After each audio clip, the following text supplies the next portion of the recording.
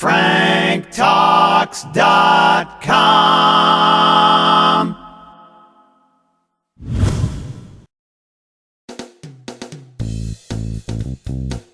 Remember to sign up for the Alternative Relationship Choices ARC newsletter and get weekly tips to guide you through polyamory, swinging, and the basics of non-monogamy.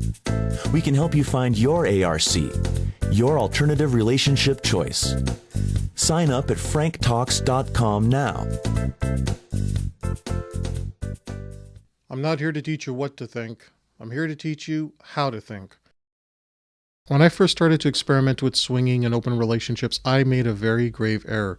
I was actually very open with certain people about it that I should not have been open with. And I faced incredible stigma. I'll tell you a little story. I was talking with one of my bosses. I had told her about my internet radio show because she seemed very open-minded about things. And when I initially told her, she says, "Wow, this is so interesting. This is so great. This is so wonderful."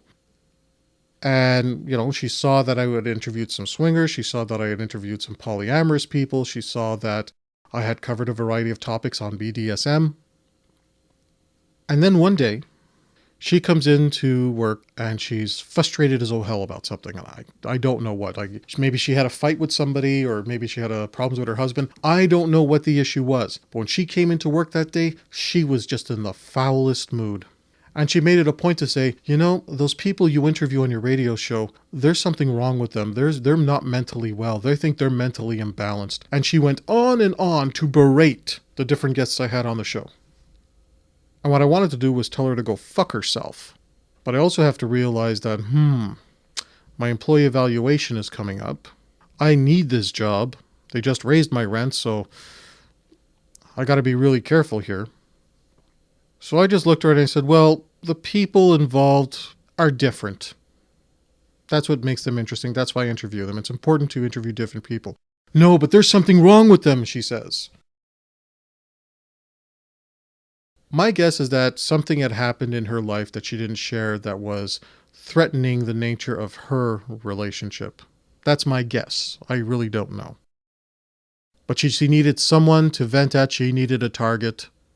And there I was, being honest about something that had nothing to do with her, and I became that target. Later on, when it came time for me to leave that job, we had it out. But up until that point, I had to be very careful. Why?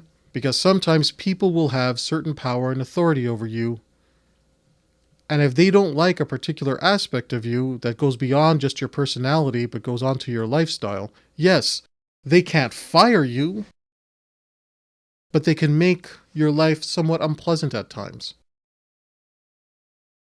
So do you always have the option to fight? Yes, you do.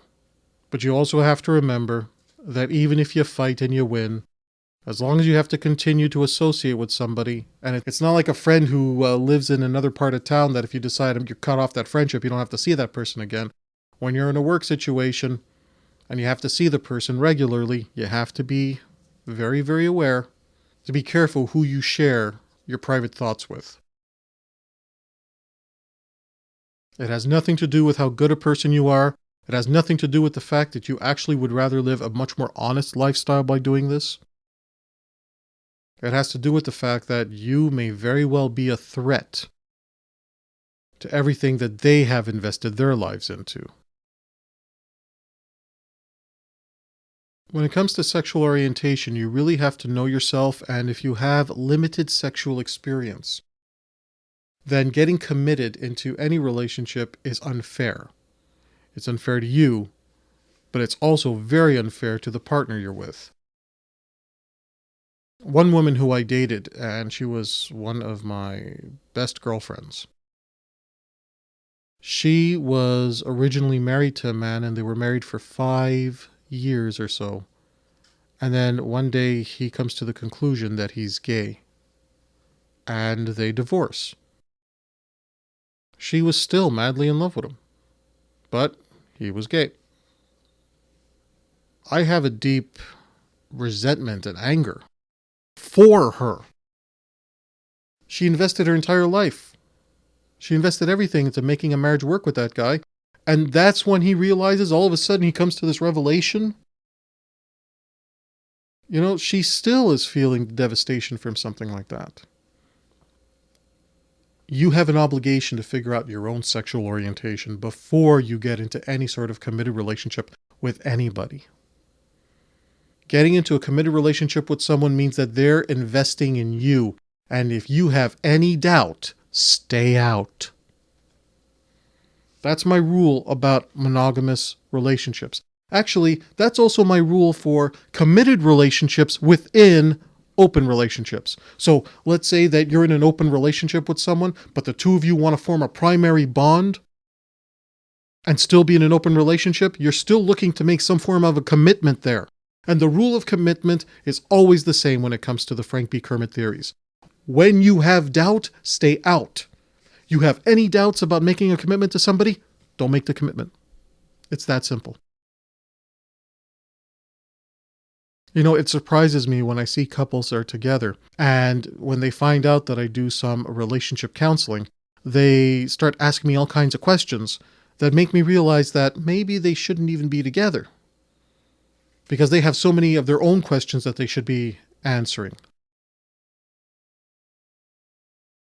When it comes to commitment, whether in monogamous relationships or open relationships, when in doubt, stay out. If you have any doubt whatsoever, don't bother.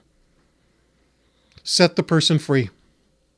They have a right to find a soulmate. They have the right to go out and find happiness. They have a right to an amazing relationship. You have a right to find an amazing relationship. And if you have any doubts about the relationship you're in right now, walk away, set the person free. That's your obligation. Setting a person free when you have doubts about the relationship is part about being an ethical seducer. It's part about being an ethical seductress. Making a commitment when you have doubts about making that commitment is simply making a promise you don't intend to keep. You see, one of the things we're going to be talking about later in this lecture is how to structure an open relationship. But the fact is, when I was structuring open relationships, I came from the point of view of check out the Frank Talks Relationship column currently running in the Suburban Newspaper online magazine. To read more, please visit www.thesuburban.com. Need help with love, sex, dating and relationships? Visit franktalks.com.